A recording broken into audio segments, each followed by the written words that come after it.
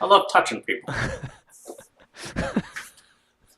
All right, that's gonna be the kickoff to the show. I'm just gonna have that. I I love love touching touching people. people. Who is your daddy? I am your father.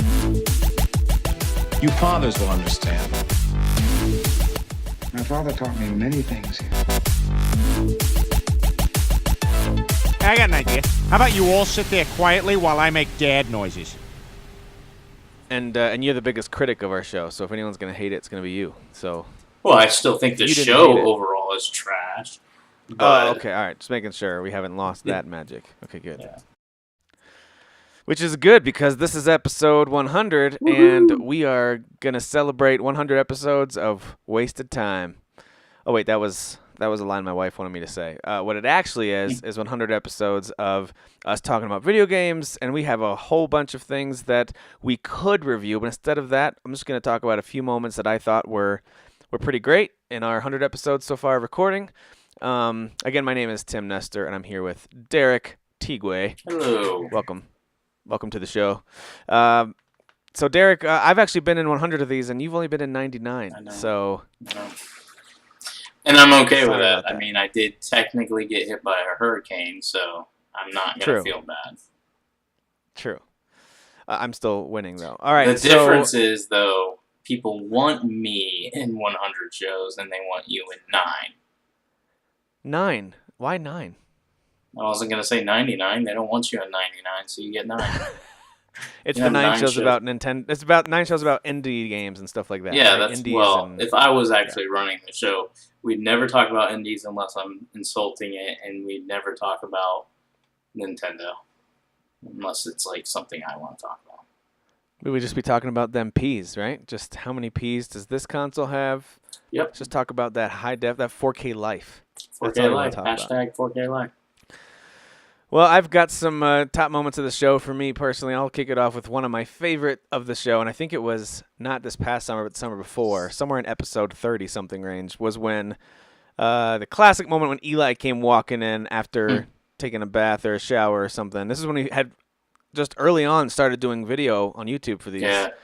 And he is just stark naked, and he just comes just trotting in, just full of confidence. And it was one of the funniest moments. It would have been easy enough just to cut that whole section out, but because we were both laughing so hard and it was so surprising and funny, I just did some classic Tim censorship, and I just put some bars over areas of the screen that needed to be covered, and it was hilarious. And of course, Ian joins the party. Yeah. Your older son He walked in comes topless. in.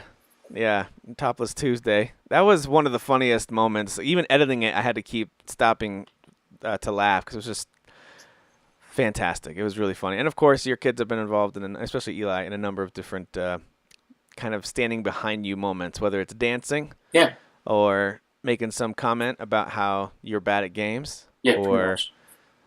yeah, whatever the. I mean, comment Eli is literally my twin. It's like everything I do, like I, as an adult now, I observe my behavior, and I try to figure out who's the closest to me. Like, I've got 3 kids. There's got to be someone that's like me, and Eli is, and Megan can't deny it either. I mean, Eli is 100% me. I mean, everything I get angry at him for is all stuff I'll do 2 minutes later.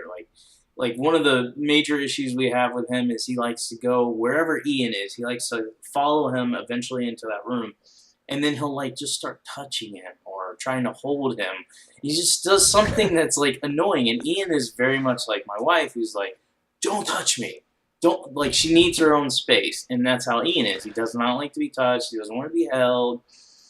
He likes to have his own space, and so he'll start yelling, and so I just get so frustrated. I'll be like, "Eli, just stop! Why do you do it?" And then 5 minutes later, I'm in there trying to snuggle with Megan or Ian or something, and they're yelling at me, "Stop! Just stop, Derek! Leave me alone!"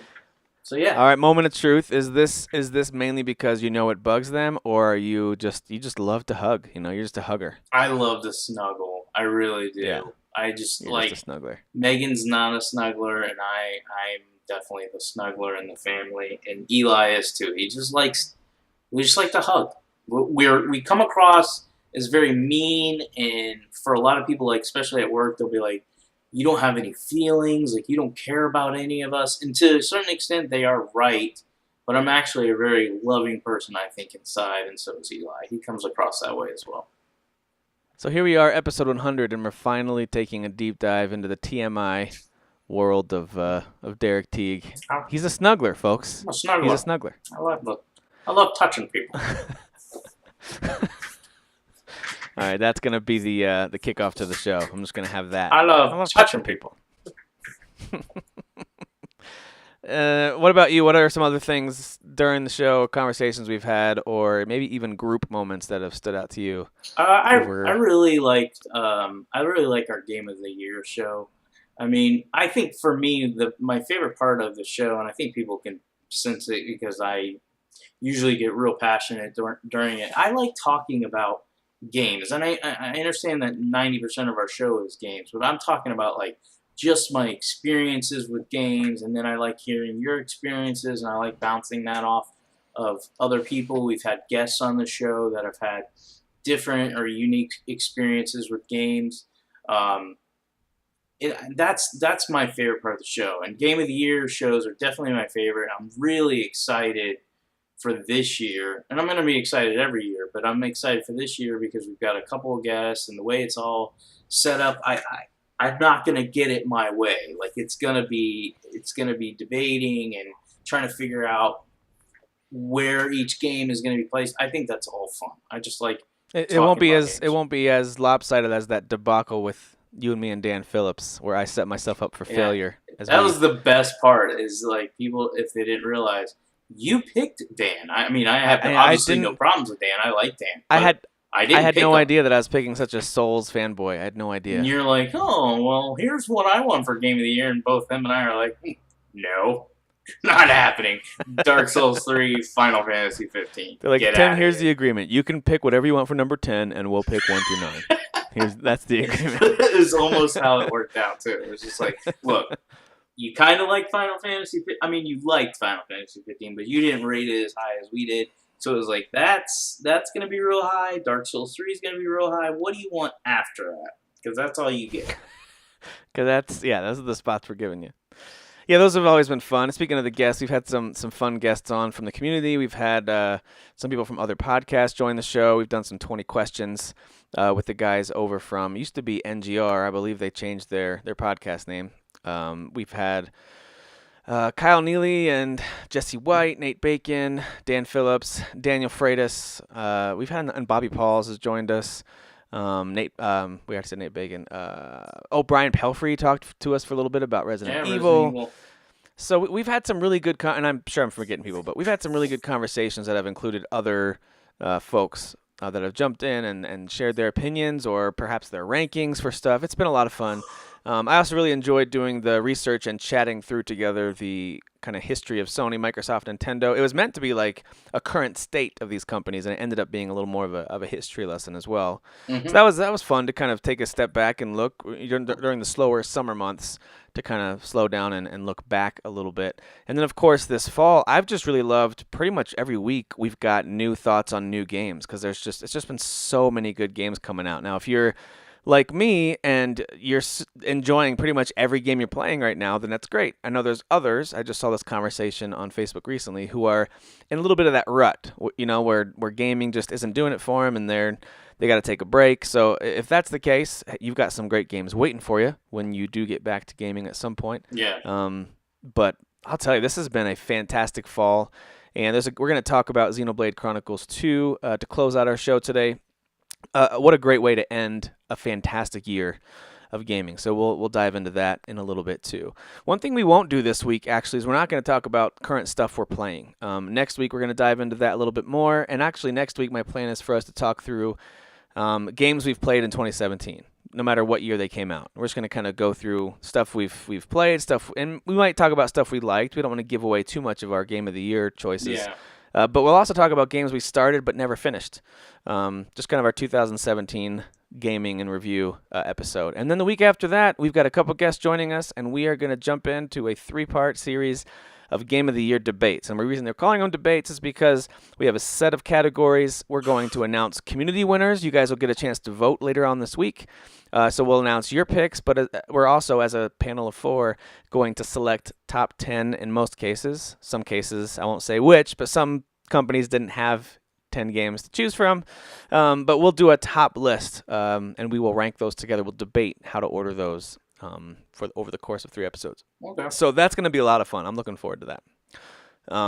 So let me ask you one more question about this being episode 100. I mean, other than not having a live show, sorry everybody, we didn't do some big live show where just Derek and I and Eli could sit there in this giant stadium seating.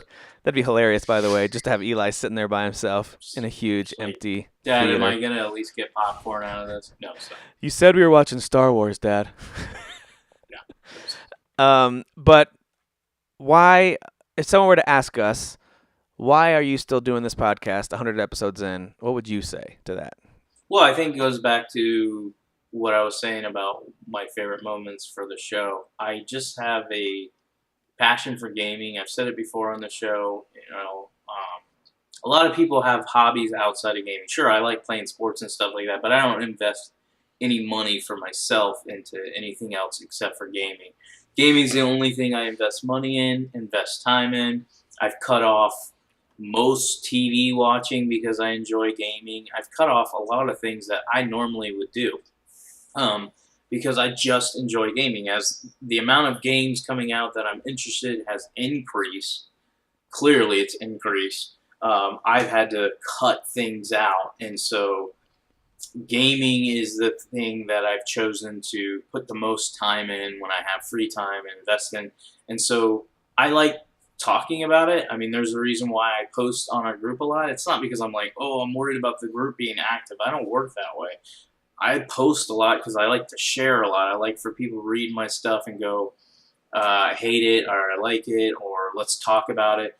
And that's what I like to do on this. I like to have a conversation with you. I consider you a friend. And so I enjoy having these conversations, especially with while we have some things in common, we really are different. Like I would say, almost completely different, and especially in the things that we like. But and this is going to be a compliment, and it's meant to be a compliment, I think we're both smart. Like, I don't listen to you and go, he's just really dumb. Like, I think he likes these things because he's stupid. Like, I listen to you and go, okay, he can explain to me why his tastes are the way they are, or why I should like what he likes, even if I have no interest in it. And sometimes it's worked, and sometimes it hasn't. And I know we're not going to talk about it today, but Wolfenstein 2 is one of them. Like, I started that game and was like, eh, and then you posted about it, and you're like, shocked. And so I was like, oh, let me jump back in, and I hit what you hit, and now I'm like, oh, I want to keep playing this game. So, that type of stuff. Yeah. So I think we influence each other, and I just enjoy talking about my favorite hobby. Outside of God and family, this is my favorite thing to do, and that's why I invest a lot of time, I invest a lot of money, and some people won't understand it, but I don't understand why people drink beer. I don't get it, so it's not a big deal. Yeah, no, I'm with you there. I also enjoy a good conversation. I enjoy a good debate from time to time, and I enjoy listening to others share about stuff they love or stuff they hate. Yeah. And I also love sharing about stuff I love and stuff I hate, and joking around and just kind of shooting the crap, talking family and games. And of course, I do love sports too. I do love movies and TV shows. So I feel like I've always got things that I want to hear others talk about and things that I want to talk about. And so this gives me an outlet to do some of that. And for whatever reason, people like to listen, and that's awesome. And so I figure we'll keep recording as long as there's people listening. If not, then we'll just have to start playing Rocket League again, and we can catch up that way instead of on a podcast. Hey, I'm still playing Rocket League. If all of our listeners disappear, we'll just have to actually start gaming together, and we can talk then instead of having to look at each other's ugly mugs over Google Hangouts. So we should just record the podcast while we're playing Rocket League. That would we've talked about that. I don't even know where to start with the technology for that. If you out there are listening and you know how to get us set up for that. It would have to be rated. Oh, absolutely. Well, it depends on who's part of that. Just me. But even if it's just you, that's true. That's true. I'm terrible. Yeah, he goes from, hey, great pass, nice shot, to you should go kill yourself immediately pretty quickly when I'm playing with him. That's because I play that way. I'm like, wow, I just made an incredible play, and then whoa, I just whiffed 4 times in a row. So it happens. Yeah. It happens. So anyway, no, I'm really enjoying the show. I'm really looking forward to Game of the Year stuff, and I've already kind of thought ahead a little bit into 2018, some of the things we want to do, some of the topics to cover, and I think 2018, and we'll talk about this early January when we do a 2018 preview episode, but we've got another, what I think will be, incredible year of video games ahead of us. 2017, if we were to do another ranking of the best years in games, we had Colin Perkins and Kyle Neely help us put together that list. I think if we were to do that again, I think 2017, I'd make a really strong push for that to be number 1 over 2015. And I feel like 2018 is going to put up quite a fight as well. But we'll get to that when we get to that. For right now, it's December, it's the holiday time, and we really want to start thinking back over the past year. And so because of that, as everyone knows who's into gaming at all and follows it in the media, they know that this guy, Jeff Keighley, used to be associated with Spike TV and help run their video game awards show. And then they had different celebrities host it, and they tried to really spice it up, and it was just kind of dumb. Yeah. It was something. So a lot of us tuned in because it was video game related, and it was kind of, let's see what the mainstream media thinks about video games. But it still was always kind of dumb. And then once there was an agreement made, maybe 4 years ago, where Jeff Keighley could take it over and really just broadcast it via online outlets instead of on a channel, and had more control over the program. There's still things that I think are dumb about it. I don't want the musical performances. Like, why do they have a band come in and play for 5 minutes right in front of us? Like, okay. I don't like some of it, but I do like, overall, it feels more like something that gamers are making and putting together an award show for gamers. So I think it's interesting. I'm, again, not saying it's the best thing ever, but it's interesting. And this year's Video Game Awards is happening on Thursday this week, December 7th. So I don't know exactly where to find it. I've always just gone on YouTube and searched for it and watched the live stream on YouTube. You watch it however you want to. I'm sure it'll be on Twitch and maybe even on some of your consoles if you want. So go check those things out. But what I thought we could do this week is take a look at the nominations for the Video Game Awards, and then we're going to make our predictions on who we think their panel of 52 will pick for each of these winners. So it's not who we want to win, it's who we think will win. These are our predictions. Because so I want to make this very clear, these are not our picks for Game of the Year in these categories. Yeah. We're not giving that up. We're going to look at the nominees, and I'll list them, and then we're going to say, I think this panel of, by the way, it's 52 industry experts and journalists and developers. It's a combination of a whole bunch of people in the industry. They grew that from, I think, 30-something people up to 50 this year to try to get a more diverse voting pool. So it's people in the industry. It's people who make games, people who write about games, basically. So we're going to make our predictions on who we think are going to win each of these categories. So, and then we're going to keep track, and next week we'll see which one of us is more accurate. And I feel like we have a pretty good finger on the pulse of what the gaming industry thinks about games. Like, for example, I could have told you a couple years back that stuff like Gone Home and Journey was going to win. Like, that's just... Yeah. You can just tell when a game like that's going to win. I don't think this year's quite as straightforward, but we'll go through it. I'm going to skip some of the... Too many. There are.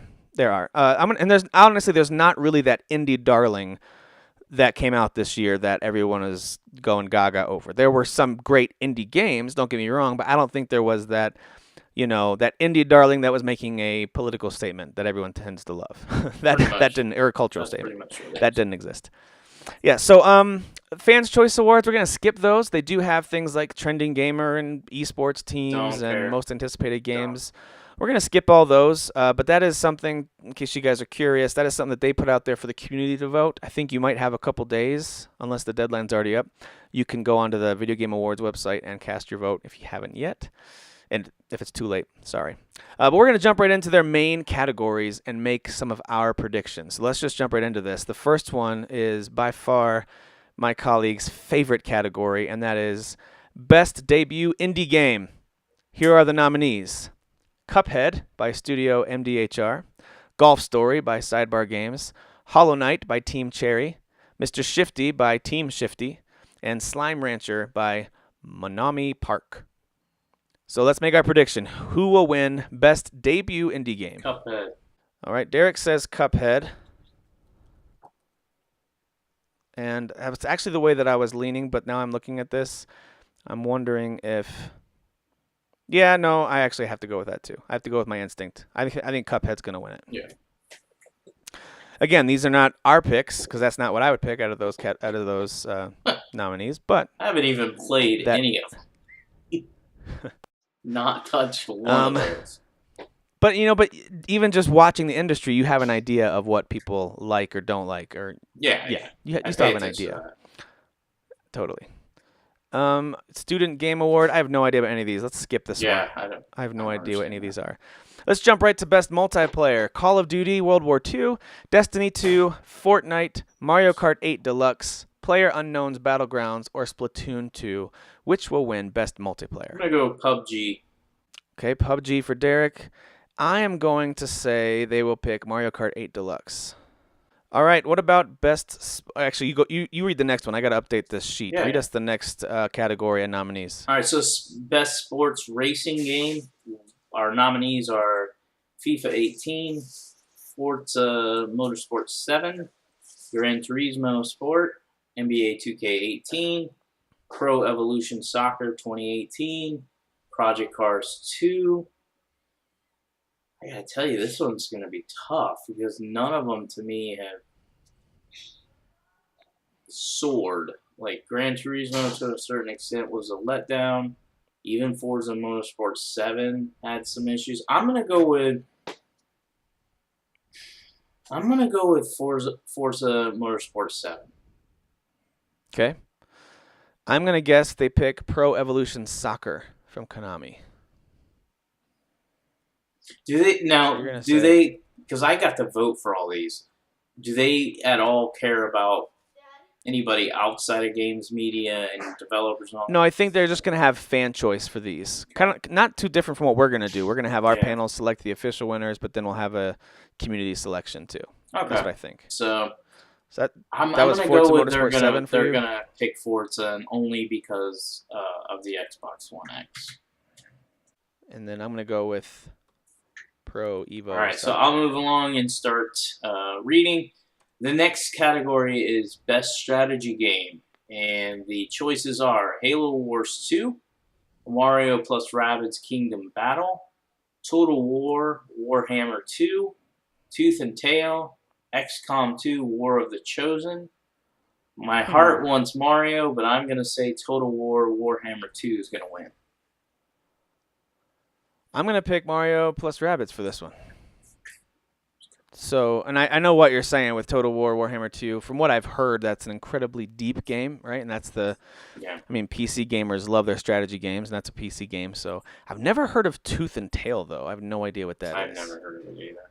That's all right. The next one is Best Family Game. Best Family Game. I don't know if that means it's just rated E or whatever, but so the best Nintendo game. All right, good job.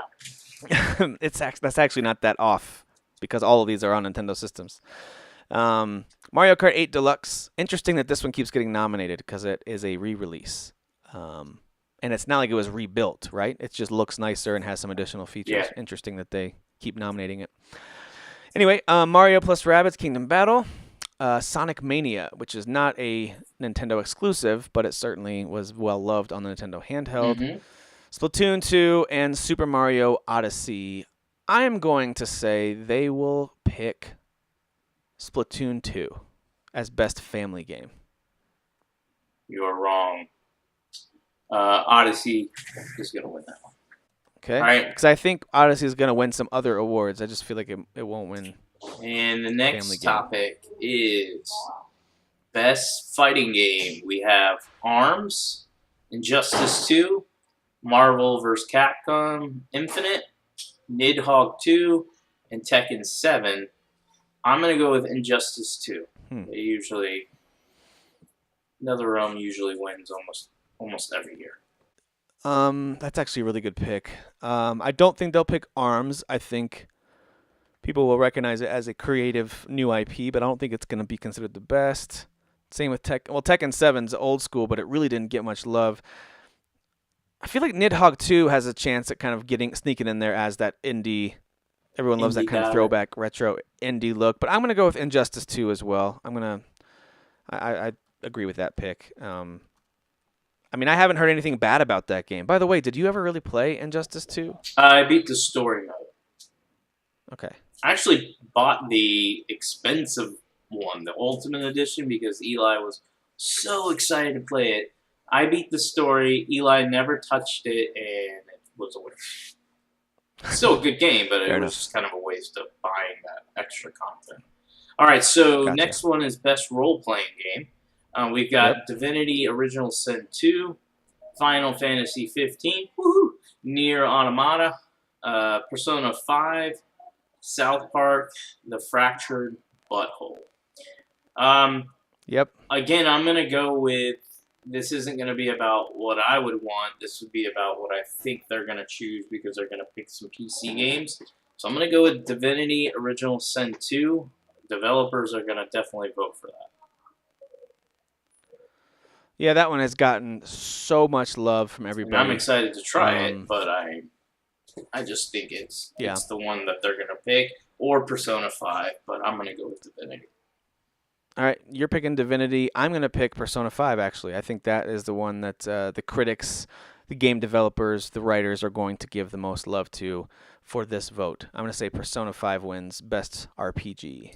You know what it comes down to, and you probably are going to win that one, but it depends on what writers they're asking. If it's just the mainstream, like, IGN and stuff like that, Persona 5 is easily going to win because most of them don't play on PC. If they include a lot of PC media, Divinity has a shot. That's just my opinion. Agreed. All right, so Best Action Adventure, Assassin's Creed Origins, phenomenal game. Horizon Zero Dawn, another amazing game. Super Mario Odyssey, wow.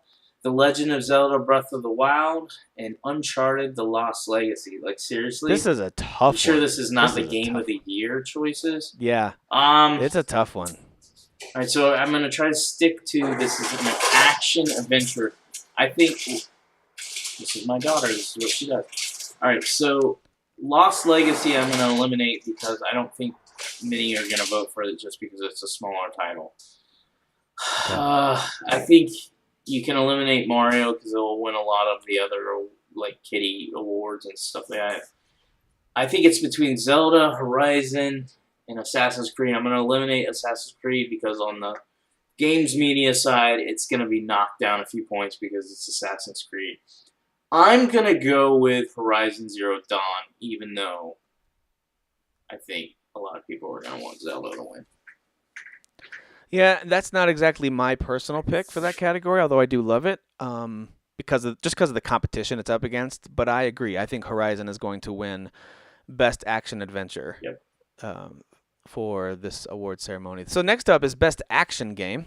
And so they've nominated Cuphead, Destiny 2, Neo, Prey, and Wolfenstein 2, The New Colossus, which both you and I are currently playing. And I think they will pick Neo for Best Action Game. I'm going to go with Destiny 2's got to get an award out of this, and this is probably a good place for it to win it. And so I'm going to go with Destiny 2.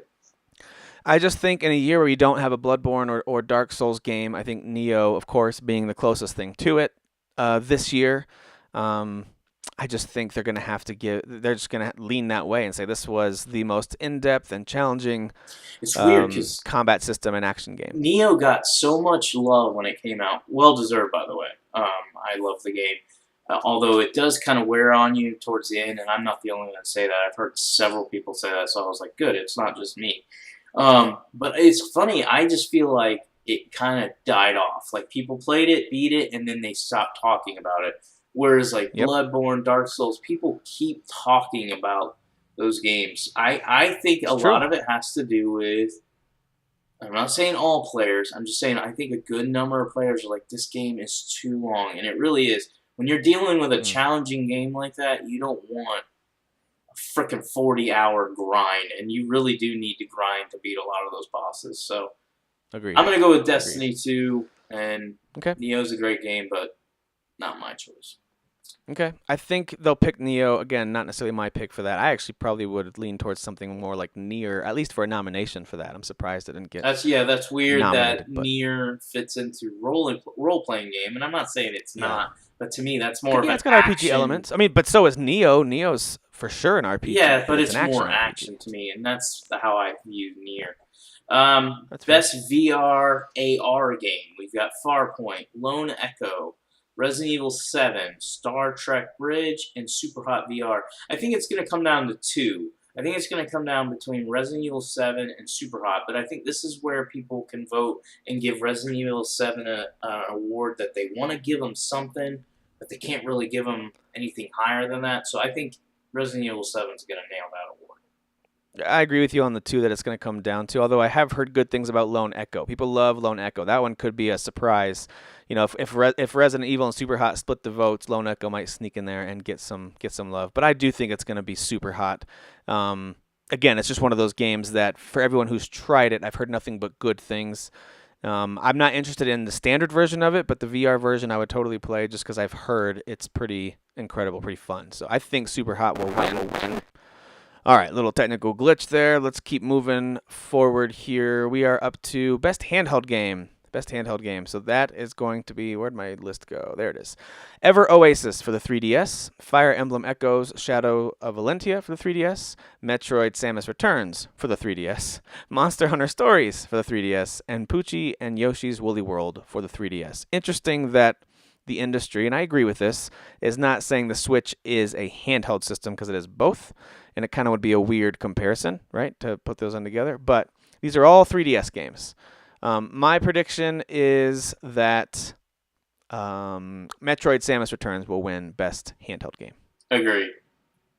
I want Fire Emblem to win, but Metroid will win. Yeah. And So I do want to say this. I think it's stupid. I understand the Switch is a home console, but it's clearly a handheld device. I feel like it should be included, but that's just my take. I mean, if it were included, then you would just have all the great Switch games. I'm not sure that you would throw in any of those 3DS. You I guess would. maybe Metroid. Maybe No, Metroid not would be with there, all but the Switch games. Every one of the Switch games are like high There's caliber. been there's been too many Dominate good all ones. those. Maybe, like you said, Metroid, just because Maybe of Metroid. Yeah. the love for Metroid. But Yeah. All right, best mobile game. Ooh, Here we my go. Let's jump right favorite, into man. this one. let's Fire agonize over Emblem, this one for a while. Fire Emblem Heroes, Hidden Folks, Monument Valley 2, Old Man's Journey, or Super Mario Run, which is interesting. It came out at the end of last year, but didn't meet the deadline for last year's VGAs. So I'm assuming that this year, Yeah, I mean, they I did wonder if that that's with going to work Final for Fantasy 15. That's why it's so on Final the Fantasy best 15 role-playing. and Xenoblade 2. Yeah. I guess for next year maybe. Yep, it won't Anyway. be included this year. No. All right, so so best mobile game. What do you think's going to win best mobile game? I'm just gonna say Super Mario Run. I don't really know anything about any of them except Fire Emblem. Okay. I'm going to go with Monument Valley 2. I think it's a critical hit. The first one, of course, was a pretty big hit. It was a big enough game that they even had the president playing it on House of Cards, and it's kind of interesting way to do some product placement. But anyway, I think the Monument Valley team will get the win for their sequel, Monument Valley 2.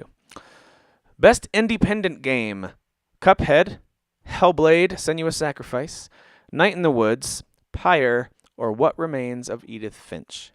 Which will win best independent game? I think they're gonna send the message, and it's gonna be Hellblade is gonna win anything that their names in that list. Yeah, no, I 100% agree with you. I think it's going to be Hellblade for sure. And there's something about that game that I think this is a good award for it to win, personally, as opposed to some of the bigger awards that are coming up. But who knows? They might treat this like their indie darling for the year and just kind of give it all kinds of awards. Who knows? I think want the you to only connect them for one us. out of all of those that I'm actually interested in playing that I haven't already played, which Hellblade I've played and beat, and Pyra I played a little bit, is What Remains of Edith Finch, just because I heard the story's pretty good. Yeah, that's what I've heard too. All right, what do we got next? Best ongoing game. So I guess that's a good category for Destiny 2. Speaking of Destiny 2, Destiny 2 is in this. Grand Theft Auto Online. So I guess that would be Grand Theft Auto 5 Online. Overwatch, PlayerUnknown's Battlegrounds, Rainbow Six Siege, Warframe. I'm gonna People do love them some Warframe. I'm gonna say Rainbow Six Siege is going to shock everybody. Whoa! All right, there's your sleeper pick. Yeah. Of the show. Rainbow Six. Okay, I think it's gonna be PUBG. I think that game has just kind of shaken up the multiplayer gaming world a bit. Even though it's something I've never played, I've read a lot about it, I've heard a lot about it, and I know a lot of online shooters are going to be taking a ton of plays out of their playbook as they move forward. So I think PUBG is going to win that one as well. Next category, Games for Impact. Oh, boy. Bury Me, My Love. Hellblade, Sinuous Sacrifice. Life is Strange, Before the Should Have Never Been Made. Night in the Woods, Please Knock on My Door, and What Remains of Edith Finch. I'm going to again go with Hellblade. And how would you, when you see Games for Impact, what do you think they're talking about there? I think social impact, some type of impact to the people that are the players. And does it go beyond just maybe a few people having a personal experience? Like, what was that game that you played that was dealing with the parents that had to deal with losing a child to like cancer? Oh, that Dragon Cancer. So that impacted that would have been a good one. Yeah. A large group of people. Basically, anybody that played it got impacted by it. I think Hellblade is that game. I mean, it's not a game I enjoyed at all, and I've made that known. And it didn't impact me on that level, but it has definitely impacted a lot of games media. Like I said, I think any category that has that game in it, it's going to win it. Yeah, I think that's going to be the winner there, too. I wanted to go against your pick so we could not agree on everything, but I think it's kind of a shoo-in for that one because it tackles the issue of mental illness in a way that no other game has successfully done, and everyone talks about that. And some of the behind-the-scenes stuff for that game is actually quite fascinating. Set aside whether or not the game is fun to play and all that, that's up for debate. Yeah. But the fact that it is impactful and unique is kind of impossible to argue against with the way that they tackle the psychological issues that they tackle in that game. So, all right, best performance. Ashley Birch as Aloy in Horizon, Brian Bloom as BJ Blazkowicz in Wolfenstein 2, Claudia Black as Chloe Fraser in Uncharted The Lost Legacy, Laura Bailey as Nadine Ross in Uncharted The Lost Legacy, or Melina Jurgens as Senua in Hellblade. Who will win best performance?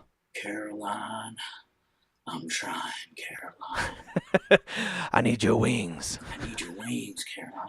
I'm gonna go with. That's Hellblade. actually really good impersonation. That was really good. Hey, I enjoy his acting, although it's it doesn't come across as like amazing acting. I like how he does everything. It takes me back to like like Sin City or Max Payne, that kind of waxing eloquent in his own head as he's killing bad guys type of a thing. And I'm with you. I like it. I think it's got style. Everything that's happening to him is weighing on him. But yeah, my pick is definitely Hellblade. And it's in this category, I say it's deserving. I won't say that in most categories. But Melina Jurgens did a phenomenal job, and her story behind it and how she wasn't even an actress. She was like working on the set or something, and they were just using her as a fill-in, and they were blown away by the way she acted. I believe that's the story, so I'm going to go with her. Yeah, I think she'll get it too. If for no other reason than she just came out of nowhere and kind of poured her heart into the performance. She did an amazing job. This isn't necessarily me saying that this is my personal pick for best performance. I have to acknowledge that it's good, of course. I just think this is what the critics, the panel here will pick. I think they will pick Melina Jurgens from Hellblade. They didn't pick me, Caroline. Best audio design: Destiny 2, Hellblade, Resident Evil 7, Super Mario Odyssey, or The Legend of Zelda: Breath of the Wild. Who will win best audio design? I'm gonna go with. Damn, I wanted to pick Resident Evil 7 because they did an amazing job, but it's Hellblade. Hellblade. Again, this is another one where they legit did an amazing job. If you wore headphones during this game, you'll know what I'm talking about. The way they utilized the audio and the voices and all, it was really well done. it was pretty fascinating, and to me that seems like kind of the easy pick. This is my sleeper one. I think that Destiny 2 will win this because I played that game almost completely with headphones in, and I remember a few times being like, wow, they really, like, the quality of the sound effects in this game are incredible.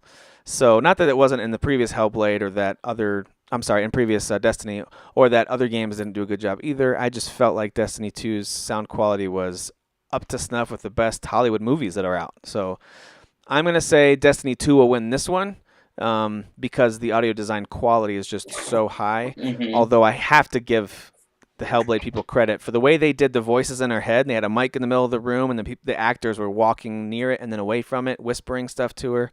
That was pretty effective. Yeah, they did a good job with that. Best score or music: Cuphead, Destiny 2, Nier, Persona 5, Super Mario Odyssey, or The Legend of Zelda: Breath of the Wild. I want to say Persona 5 will get this. Okay. I haven't heard any of the music from Persona 5. I'm gonna go with Super Mario Odyssey. I think it's a very approachable soundtrack. It's very fun, it's very friendly, and it's very fitting. Oh boy, got some shouting happening in the house. Anyway, I'm going to go Super Mario Odyssey for that one. And you said Persona 5? Yeah. Okay, all right, let's keep moving here. Best art direction.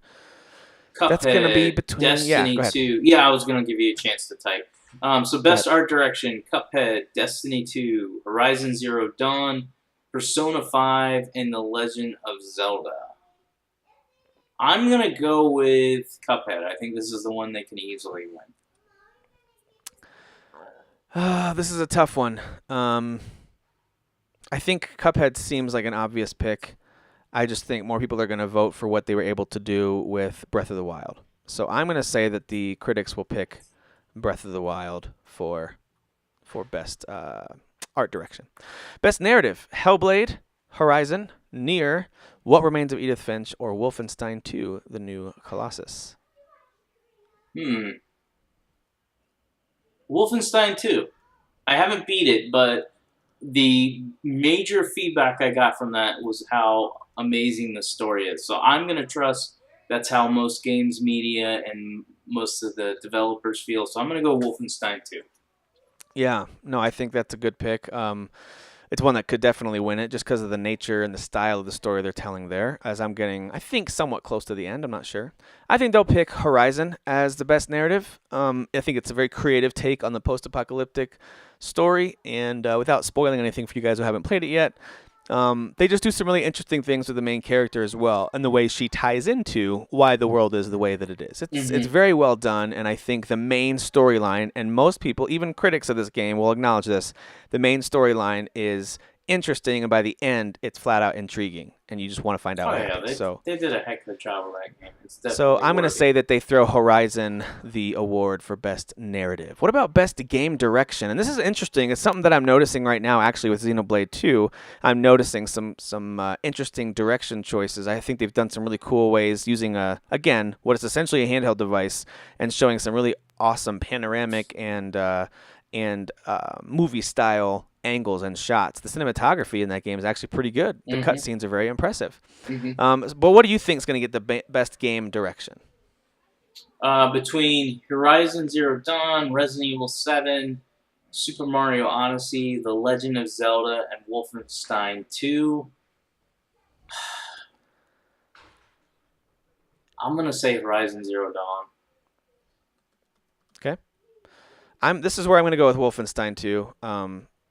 Again, another game that has some very interesting and well crafted cutscenes, and the way they tell their story is very reliant on the direction, right? The angles, the perspective that they're showing you, because it is a first-person game. But a lot of times they'll jump into a third-person view while they're doing cutscenes. But then sometimes you experience things from the first-person perspective as well, and I think it's very creative and very, very impactful for the story they're telling. So I'm going to go with Wolfenstein 2 winning Best Game Direction. Caroline. You picked Caroline. Us. Timothy picked us, Caroline. All right, Game of the Year. Here we go. This is the final award they'll give out at the this VGAs. is going to be the easiest one. I'm just going to read Horizon Zero Dawn, Persona 5, PUBG, Super Mario Odyssey, Legend of Zelda, and the clear winner, without a doubt, is The Legend of Zelda Breath of the Wild. Do you think it's gonna suffer at all from the voters because it came out so early in the year? This came out March 3rd. Do you think that's gonna? It's just one of those games. You know how I was talking about Neo, kind of, for me at least, from all the groups I listened to, kind of faded and died. Zelda hasn't faded or died, even with the Super Mario Odyssey hype and all that. After people played Mario Odyssey, sure, there are some people that are like, "That's my game of the year," but most people I've seen, a lot of comments have always been, Zelda is still better. It's still the better game. I just really think there's a ton of writers. I listen to a lot of, or I used to, I don't listen to them as much, a lot of podcasts, and the thing they always say is, I always come back to Zelda. Zelda, to me, is still my clear number one. There's a few writers and stuff that are outside of that, but most of them, they're going to pick Zelda. Yeah, I agree with that pick. My prediction is that they will award Legend of Zelda Breath of the Wild the Game of the Year pick. For me, it's not that straightforward. It's not that easy. As much as I love that game, as we get into our episodes in a few weeks, this isn't just me trying to get you all to listen, okay? This is me being totally honest. I still 100% don't know how I'm going to rank these games that I've loved this year. So I'm still thinking about it and evaluating it. So we'll see. Here. But Same here. I really am. I do. Confused. Truthfully, I'm still, and I actually have, of course, I've got the games tracked that I've played. I'm looking through, like, would I pick this one over this one? Well, they're so different, but which one has the edge and why? And so I'm thinking all that through right now as we prep for those episodes. But I do think the critics are going to, maybe not unanimously, but I think it'll be an overwhelming, not that they won't tell us the voting percentages, obviously, but I think it'll be a pretty straightforward and strong win for the critics. I do want to just add real quick that I think they really missed the mark on one game in particular. I understand PUBG deserves recognition, and it could definitely be in a lot of these other categories. It is not Game of the Year material. Anybody who's seen it or played it, while you might find it to be fun, the quality of the game is not Game of the Year material from an objective standpoint. I really don't think that game should have been included. I really think the game that got shafted is Assassin's Creed Origins. Should have been mentioned in this because it's clearly worthy, and I think it loses respect. And this is what I was talking about when it was mentioned in one of these groups. I said, just because it's tied to Assassin's Creed, it gets knocked down because it's another sequel, blah, blah, blah. But anybody who's played the game, and you and I have talked about this, it is more The Witcher than it is Assassin's Creed. Absolutely. And it definitely deserves praise. And it's another one of those games that I'm throwing into my top 10, and I'm going, where do I place it? This could easily be my number one. And again, not saying this just to get people to listen to our show. I really have no clue what to do because I know 2 years ago I said, Rocket League's my number one game. It deserves it. And it did. I still play that game. But I regret that choice because you know what? The Witcher 3 has more of an emotional tie to me than Rocket League. If somebody said Rocket League or The Witcher 3 will never exist, choose one, I'm going to get rid of Rocket League because The Witcher 3 means more to me emotionally. And so it's going to be hard this year. And I feel like Assassin's Creed Origins should have definitely been included in that list. Yeah, that one got snubbed on a number of different areas. I think their art direction should have been recognized as well. They did a heck of a job with that game. Oh, it's a beautiful game. But I know there's more to it, and it's tough when you have to narrow it down to just a few. But some of the categories had 7 nominees, some had 4 or 5. So it's interesting the way they did this. One game that got completely snubbed, actually 2 games that I think of that were major releases, and maybe for good reason, was the new Mass Effect Andromeda game and Shadow of War. Both got 0 nominations for this awards ceremony. So again, maybe for good reason, maybe. I'm not saying one way or the other what they should have done. I just noticed that, well, those are 2 major releases that love them or hate them. Some people loved them, some people hated them. They really didn't get any love, and that's interesting to me. So I will say this, at the bottom of this list, I can see the number of nominations. I thought I'd just give you guys a quick overview of who got the most nominations. So with 2 nominations, you had Mario plus and by the way, anyone not mentioned here got just 1 or none. Yeah. Mario plus Rabbids got 2, Mario Kart 8 got 2, Night in the Woods, and Splatoon 2 also got 2 nominations. Nier Automata, PUBG, Resident Evil 7, Uncharted, Lost Legacy, and What Remains of Edith Finch all got 3 nominations each. Persona 5 and Wolfenstein 2 got 4 nominations. Cuphead and Hellblade each got 5 nominations. And Destiny 2, Horizon, Zelda, and Mario, Super Mario Odyssey, all got 6 nominations each out of these 23 categories. I think it was 23 categories. So pretty interesting breakdown there. Again, interesting to me that Assassin's Creed didn't get more love, and interesting to me that Shadow of War they couldn't find one place to squeeze it in for a nomination somewhere. Yeah. It was a crowded year. So there you go. So there are the nominees. Those are our predictions for who will win.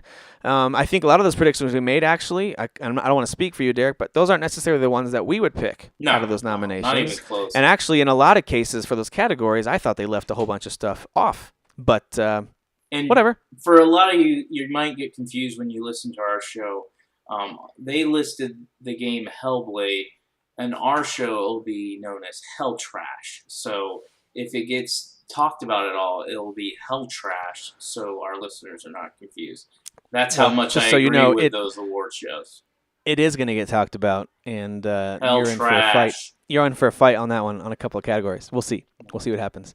All right. Well, let's close out our show here by Best talking redhead, about Hellblade. Okay, you win. All right, best redhead. Let's talk about Xenoblade Chronicles 2. It has now been out for a few days. You and I both bought it on as soon as it released. Yeah, and very we've been excited playing it for we've been playing it for a couple days now. You said you're about 7 hours in. I think I put in about that same amount of time, although I think you're a little farther than I am. Because I'm just taking my time. I'm doing a bunch of side quests. Maybe you're doing the same thing. Mm-hmm. But anyway, it is a really, really good game. It's a great RPG. Yeah. And it'll be interesting to see what people think about it as they get a chance to play it. Most people will probably not play it until next year. Only hardcore Nintendo fans and RPG fans are going to jump into it right away. But let's talk about our impressions on this thing. We won't give you any spoilers. Yeah. But we will set the table for you a little bit. As far as I know, the Xenoblade series is not so different from Final Fantasy in that the 3 main games in the series so far, Xenoblade Chronicles, Xenoblade Chronicles X, and now Xenoblade Chronicles 2, I believe they are standalone experiences with a lot of tie-ins. Am I right in that? Correct. Okay. Correct. Okay. So, because I have not played X at all. I began Xenoblade Chronicles on the 3DS, played it for, maybe an hour or so, so I have no idea how that game pans out. And when I started this one, I felt like I was beginning a brand new journey with totally new characters, and I get that vibe as I'm playing it. Yeah. So let's jump into it. Let's jump into the visuals first, because this thing is on a small iPad mini-sized device that can also, by the way, throw it up onto an HD screen. How does it look? Break down your thoughts, Derek, on how this thing looks. All right, so I've played it both ways. I played it docked and handheld. It definitely looks better docked. You can definitely tell it has more Ps. It also has better coloring. Depends on the TV you're using as well, though. I suggest for a game like this using a 1080p monitor or TV. Monitor, I say, because it's a tighter screen, so keep everything more crisp. But it looks overall really, really good. It's one of those from far away, the world is really, really pretty. The character designs are good. It's when you get closer up, it's not an ugly game. It just has some of those details. The way I described it is if you look at the character's hands, they're almost designed like PS2 style. So they definitely took some shortcuts on some of the character animations and things like that. But overall, the game is really pretty. You also have to remember this is a very big game, and there's a lot of things going on. Meaning, when you're in the open area, open world type places, there are a ton of animals around, constantly running around. It's very alive. So there's a lot going on, and for them to pull this off on the Switch and make it as good looking as it is, I'm very impressed. No, it's not PS4, Xbox One quality graphics, but it's pretty close. I agree with that, and I think even from the beginning, as it opens up, and by the way, for those of you who are curious, they don't know anything about this game, it's a straightforward JRPG, but it's not so straightforward when it comes to the combat. The combat's much more... it's a little more real time. It's got some MMO qualities to it in that you put your your commands in, and there's a lot of auto attacks happening. Not too different from Final Fantasy 12 in some ways. But it's the combat system is not turn-based. I'll make that very, very clear. Yeah. But it's also not action-based. You're not hitting square to light attack and triangle to strong attack. It's not that at all. So there are some timing things that you want to be aware of. We'll talk about combat in a minute. But what this is, it's a JRPG. It's very much. It looks like a high quality anime. Mm-hmm. So when they go into the cutscenes, I think the animation. I actually think the character animation looks great. I think, like you said, the actual art of the characters outside of their faces. Their faces look pretty good. Outside of that, I'm with you. It can look a little bit like, wow, they just kind of colored that in and then sent it out the door in some cases. But then there's other cases where some textures, as there's one part where a couple different parts where you're on a boat and the wood. I was looking at the textures on the wood, and it looked worn. It looked like a real ship, and it looked really, really good, even up close. But then there's other sections where they had a character who was, even in a cutscene, talking, and it showed him from a certain angle, and you saw the books, and the books looked flat and just completely lifeless, very PS2-like. So some of the textures, some of the elements were definitely phoned in, and others were given a ton of care and attention. And I think they probably just had to pick and choose what to focus on. And like you said, when you do get to an open area, and by the way, it's not immediate. Right out of the gate, it's almost like Waterworld. Remember that old Kevin Costner movie? Where you don't have a lot of places to set your feet on. And I won't say much more than that, but you don't have a lot of places to set your feet on, and so you're kind of going boat to boat, it feels like. And it's not till later on that you have a much more open area to explore. And boy, when it opens up, you go from this little path. And I had just started thinking as I'm going down this very linear path. I'm like, I've been playing this for a few hours now. They talked about it being an open world. It doesn't feel open yet. And literally right then, boom, it opens up. There's creatures everywhere, dinosaur-looking things everywhere. Some of them will attack you. Some of them won't. Some giant level 75 thing starts hovering over me like my level 9 characters, and I'm just freaking out like, what is happening? And it looks great. The draw distance is beautiful. You get an idea of the scope of the area. Even though, again, up close, some of the textures like grass, things like that, don't always nail it. So overall, I'm going to give Xenoblade Chronicles 2 a very, very big, or as old Roger Ebert used to say, an enthusiastic thumbs up when it comes to the visuals for this thing. I really do think it looks great. And I think like you said, from a distance, it holds up against even PS4 and Xbox One RPGs. I would make that argument. No, it doesn't hold up against stuff like The Witcher or Assassin's Creed Origins or Wolfenstein 2, but it's not trying to do those things. Well, like a game like Tales of Vesperia, which would be more of its level.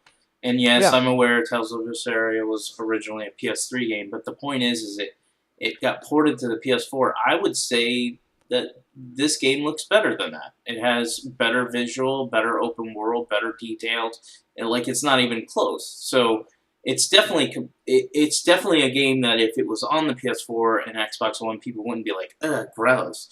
They would be like, this is a good-looking JRPG. I think the only game that would blow it away would be Persona 5. But Persona 5 Ni no Kuni, which has a different art style too. Like Xenoblade Chronicles 2. So you got to be smart. You got to be smart like that. Well, they do some cool things with time of day as well. So they there's a day-night cycle that runs constantly, so it'll get later in the day. So the night comes in, then in the morning you get the sunrise, and I don't think it's quite as eye-popping as what they do in Zelda or in Horizon or Assassin's Creed. But again, still impressive, and I like the way that they did the day-night cycle. I think the lighting's actually quite good.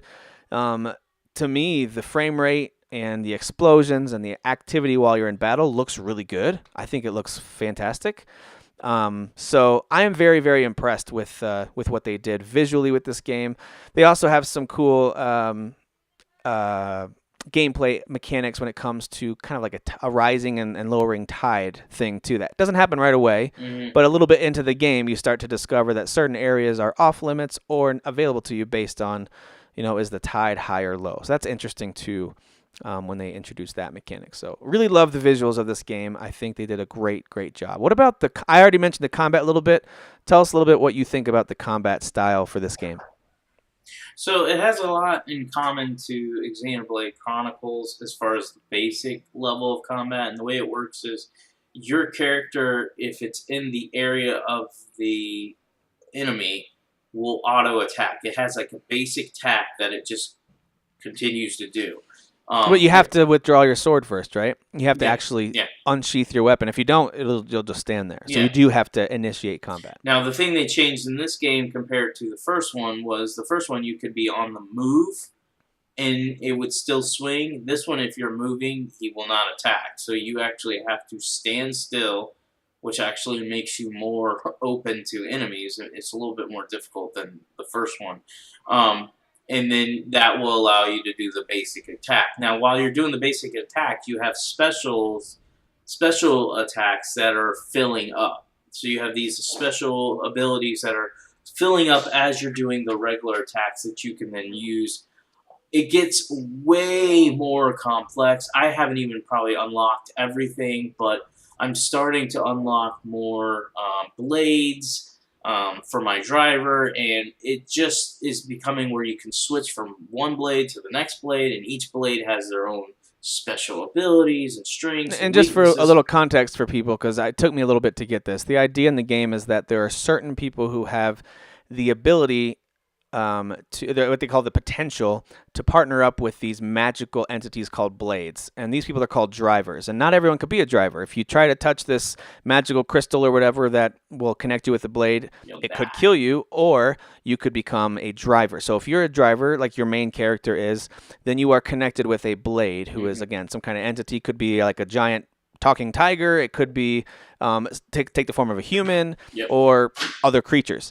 And they are a support to you as well as fighting with you. You team up for some attacks, and the more you build your affinity, the stronger you both get. So it's a very interesting battle setup. So for the most part, you are only controlling one driver, although over time I do believe you can switch and control other drivers in the game.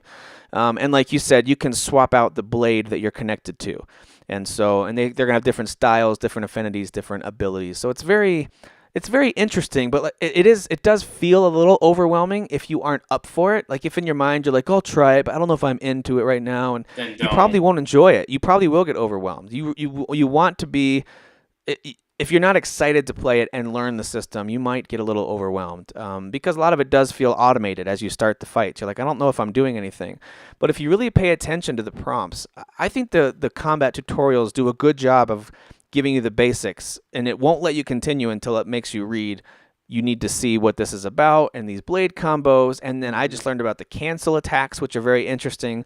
If you time your special, what are called arts, there's these special abilities that drivers can do, and they build up over time as you attack. If you time those with right after one of your standard attacks, you'll get a bonus to the damage. You'll reload that art a lot quicker.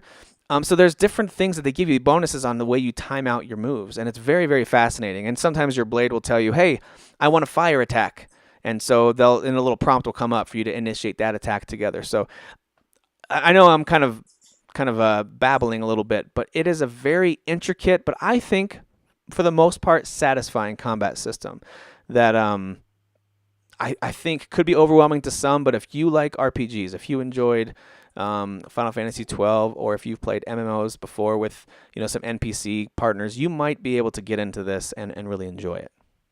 Yeah, it's really well done. And like I said, I know talking to Rob Rinaldi, and he's not a big JRPG fan, so I wasn't even trying to sell him on it. It's just not his thing.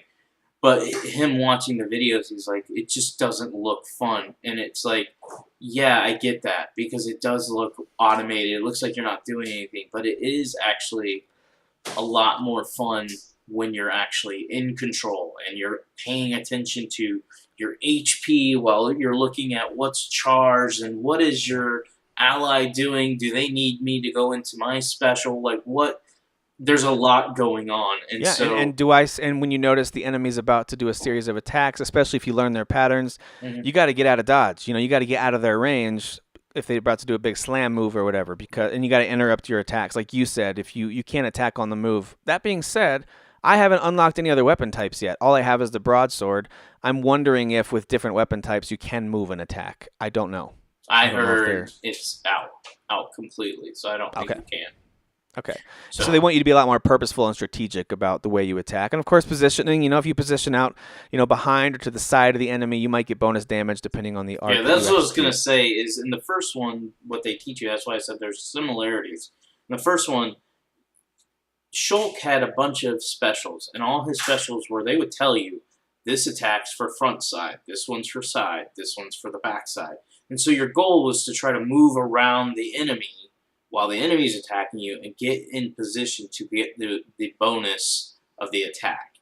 And that's kind of what this game does. It's a little bit, like I said, more difficult when you're solo fighting enemies, but when you have a group of allies fighting as well, once they've pulled the enemy's aggro, then you can get in position with like a side attack and to get those bonuses or behind attack. Yep. But overall, and you can equip different cores and don't worry about all this terminology, you guys. A lot of it is just simply what do I want to put into this empty equipment slot. And it's basically what a lot of it is. So it's not. It sounds very complicated, but you can equip different cores and different affinities, different abilities to make certain characters more of your healers, certain ones more like your tank, and most of them are already kind of designed that way anyway. So just so you know, you do have some control. Introduce all this stuff because I'm not the type like if they would have thrown you in and like let you do one basic battle and then been like you unlocked and then started listing off all these things, I would tell you right now I'd be lost. I'd be like, I don't... Yeah. And this is coming from somebody who played the first one,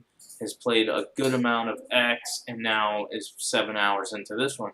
They slowly roll everything out. Yep. They let you do at the beginning, it's very much like, hey, here's how you attack. And then you do a bunch of battles with just that. And then it's like, hey, if you target them with this button and you can throw a rock at them to kind of lure them closer so you don't have to fight a whole group. Yeah. And then you do a whole bunch of battles that way. And then they tell you, oh, by the way, you've got these arts you can do. Get behind them for this particular attack. And then you do that for a bunch of battles. So I'm with you 100%. I think they do a good job of rolling it out to you bit by bit. Without a doubt, you can get in over your head pretty quickly if you're not careful, especially in the open area. If you initiate combat with creatures or go too close to aggressive ones that you're not supposed to, you're going to die. And you're going to die pretty quickly. So you still have to be careful. But for the most part, if you pay attention to the tutorials and you let the knowledge kind of stack up and you remember how to lure enemies over, how to use certain arts to knock potions right out of the enemies during the battle to keep healing going. Like there's certain things you can do to stay alive and to kind of stay in the fight. I am having a lot of fun with it so far. The only thing that's happening right now is I'm also super into Wolfenstein 2, which we're not going to talk about this week. But as far as RPG and goes, I think it's fantastic combat. I'm really enjoying it. And honestly, it's a nice counterbalance to the frantic, violent action of a first-person shooter. So I'm liking the balance. Well, it's a big, long game. So I think my goal, and I do want to beat this game. I know I go into some of these bigger games and I go, like Zelda, I said, I'm going to beat it. Like, I'm not going to beat it in the first 2 weeks, but I'm going to beat it. And I did. I consistently came back to it. So I'm kind of trying to keep Xenoblade Chronicles 2 in my head like I did with Zelda, and that is play it, but if you're getting sick of it, walk away from it. Now, it might seem like it might be difficult to walk away from this game, and it probably is, but that's what YouTube and Google are for. You can easily get back into it if you don't understand something. But I think I'm going to try to pace myself because there are so many games.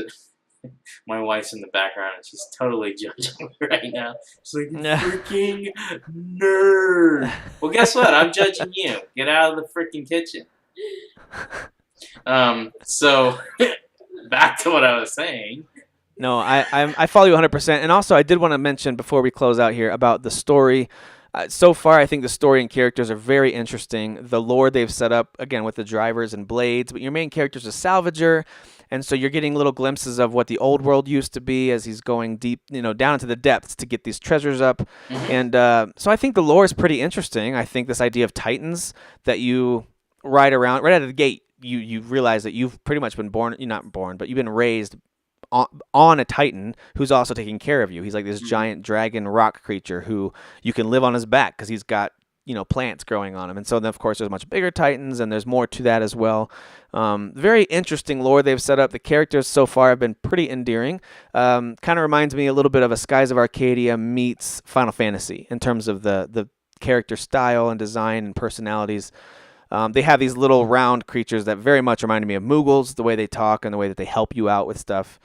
So I'm really digging the story and the lore. I don't really know where the story's going yet. So far, I just know that I've now been connected with this kind of mythical blade called the Aegis, and for some reason it's very special. And I don't know a ton else of what's going on, But I'm intrigued. You know, I'm ready to move forward and find out what happens in the story. I do like the voice acting so far. It's very clearly dubbed over, right? It's originally in Japanese, so the mouths don't always match up with the words at all, really. But again, if you have played JRPGs before or watched anime before, you expect that. You know this is originally in Japanese, and they've dubbed U.S. or I guess in this case mostly British voices over it, and the voice acting is quite good. I think the voice acting is pretty top notch so far. So Yeah, I'm agreed. digging it. I like I said, story isn't as important to me in games as it used to be. But I think for a game like this, kind of like Persona 5, and I know I died off on Persona 5. Persona 5 had like a mystery. It's still something I would like to see played out. My big issue with Persona 5 is all the other crap you have to do just bores me to death. Yeah. This game is so far, and again, I'm only 7 hours in, it's more interesting. I don't find myself going, I'm really bored with this, but it does have a good story. I think it has a great combination of visuals, combat, and story. And like you were saying earlier, you were giving a thumbs up for the visuals. I would give a thumbs up for all three. I think the story so far has a great mystery. Like, I want to understand Pyra. There is something mysterious about her. Yeah. There is something mysterious about my connection to her. There is something mysterious about, so far, the villains that we've seen. Yeah, the villains, well, I won't say anything about it because it is kind of an interesting twist that happens there. But yeah, the villains they introduced, it's like, well, why'd they do that? What's their motivation? What's happening there? Why is it that I'm the only... And by the way, the cutscenes are phenomenal. Rex, the main character, is the only driver who the blade already had a predetermined form of Pyra, the girl, whereas all the other ones, the blade takes shape as soon as they connect with this crystal or whatever it is. Yep. And so there's something to that. There's something special about this Rex character. You don't really know his past either, so I'm sure they're going to uncover some of his heritage. So I'm looking forward to what should be a pretty epic unfolding of the story and probably a major showdown with the villains at the end. And now they've introduced this idea of there being an empire, this Imperial Guard set, and then now they introduce a super strong blade who doesn't have a driver. What's that all about? So I'm getting into it. Like I'm kind of buying into the lore a bit. So it's one of those things that either you dig that kind of story, a very creative and original lore and world, or you don't. Maybe you just would rather have something much more straightforward, and that's fine too. But if that sounds interesting to you at all, a very original type of setting, then and if you like RPGs, then totally go for this game. 100% recommend buying this game. It's really, really good. Yeah. Agreed. It's so far it's really good, and I don't know how much consideration I can put into my game of the year. I'm not one of those people that's going to say that this game only qualifies for next year, because I think that was done with Final Fantasy 15, because all the weight and impact of Final Fantasy 15's moved on. So I think, while I'm not going to require myself to beat it, I think this game is good enough to make my top 10, maybe even top 5, and we're talking about a phenomenal year. So I'm looking forward to playing this game more. Yeah. I think it's a top quality game. And when I look at this being added onto the Switch library in this year, it just justifies my purchase even more.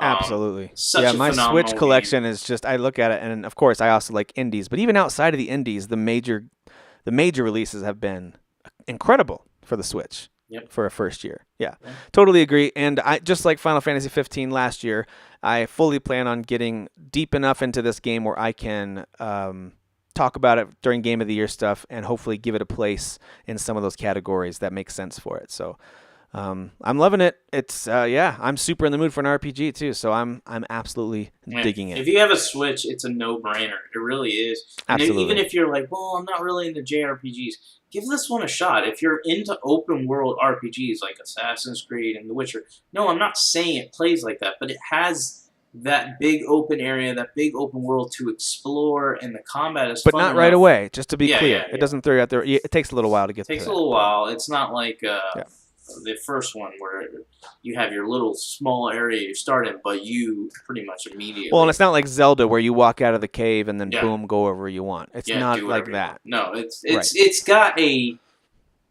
open it's got an open system, but Absolutely. the story is still very linear. They're trying to push you somewhere. It's just whether you want to be pushed there or not.